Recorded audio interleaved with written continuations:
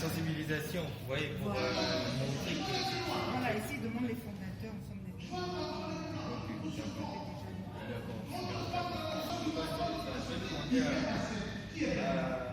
La date de Bingo qui est faite.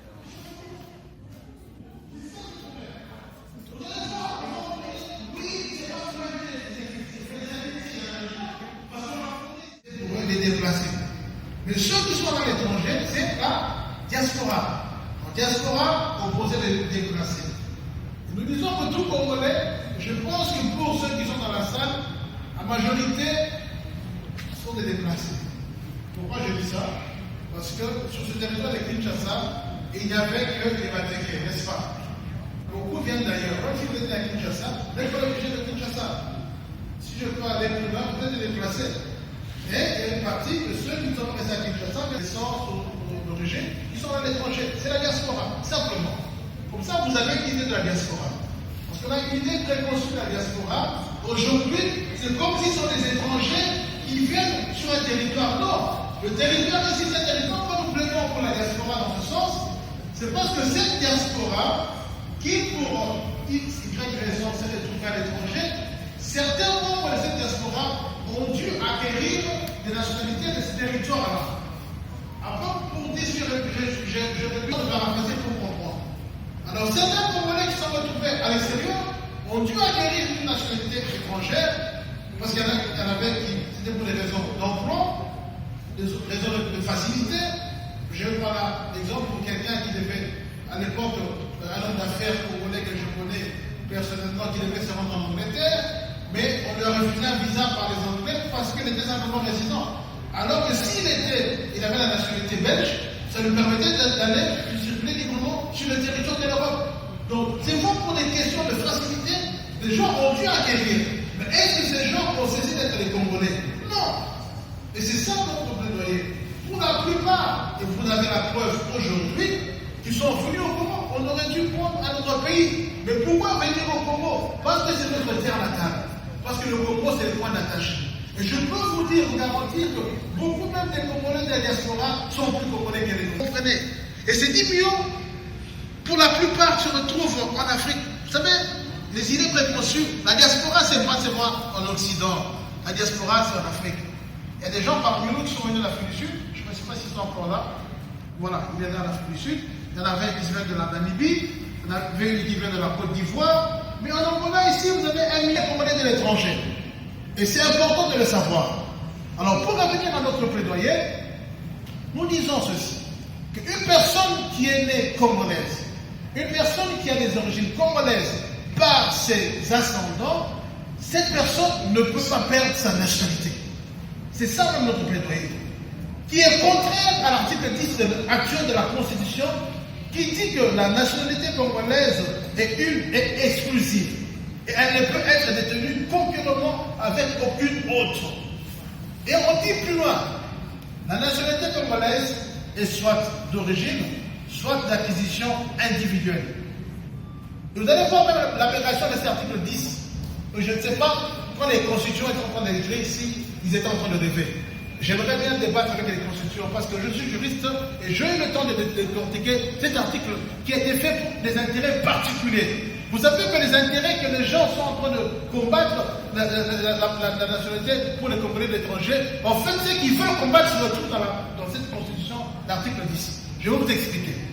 Plus loin, à la fin de cet article, on dit « est Congolais d'origine ». Toute personne appartenant au groupe ethnique dont les personnes et le territoire constitué, c'est qui est devenu le Congo présentement, la République démocratique du Congo à l'indépendance. Donc en 1960, pour vous montrer l'aberration de cet article 10 que je combats et pour lequel je demande qu'on puisse réécrire, donc tous les groupes ethniques qui sont au Congo, non pas avant, lorsque le Congo a commencé, parce que le Congo, en tant qu'État indépendant, nous le connaissons en 1960, mais le Congo a une histoire.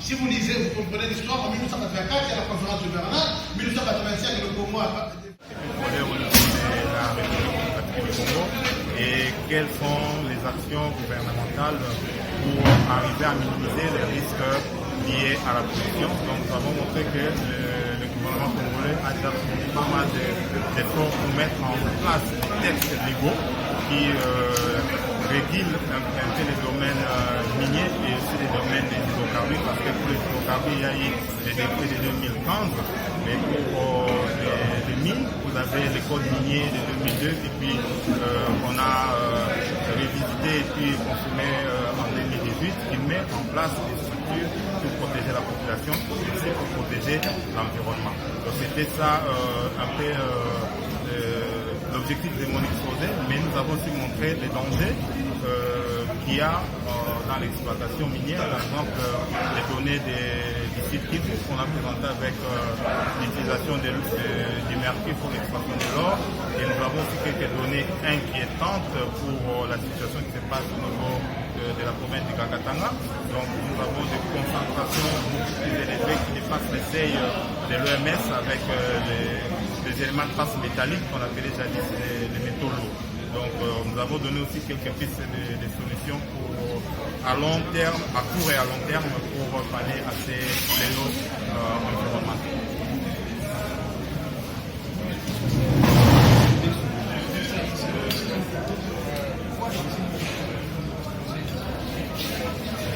Oui, d'abord pour l'utilisation du mercure, comme je voulais les démontrer dans mon exposé, c'est qu'au Japon, vers les années 50 et 60, il y a eu la catastrophe de Miyamata. Donc il y avait une entreprise qui exploitait et qui déversait le mercure dans la rivière, et les populations riveraines utilisaient ces taux, et les poissons, les espèces benthiques dans l'eau, donc qui étaient polluées par ces mercures, donc étaient consommées par les populations, et il y a eu une catastrophe, il y a plusieurs morts, et c'est comme ça qu'on a même parlé de la maladie de Miyamata. Donc ce sont des quantités qui sont plus dangereuses. Et aussi pour les explosifs, c'est-à-dire que vous avez des hommes qui sont sensibles et que lorsque vous utilisez des explosifs, vous pouvez détruire même la structure de votre sol. Donc les sols ont plusieurs définitions. Donc si on entre en géologie, vous verrez que les sols, ce n'est pas la définition que nous avons des communs des mortels. On va vous dire c'est là où nous marchons, mais la définition des géologues, elle est plus On a expliqué, lui-même qui est avocat, donc ça fait quelques années qu'il mène ce plaidoyer pour l'irrévocabilité de la nature.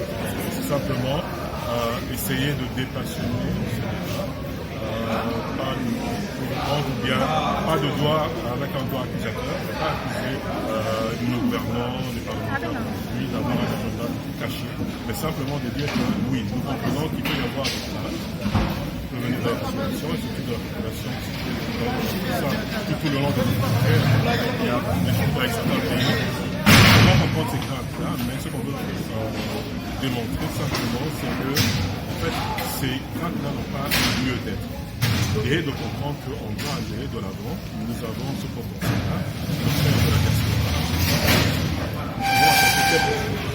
Et nous menons dans ce projet pour amener, pour faire évoluer la constitution de notre pays, pour faciliter ce pays et pour qu'on puisse considérer, accepter qu'à partir du moment où on est né congolais, cette nationalité, même s'il arrive que dans notre parcours de vie, on acquiert une autre nationalité, cela ne va pas nous exclure de notre nationalité d'origine. Donc ça c'est le plaidoyer que nous menons. Nous voulons vraiment faire passer ce message que les barrières qui existent sont vraiment la raison même d'être débattues.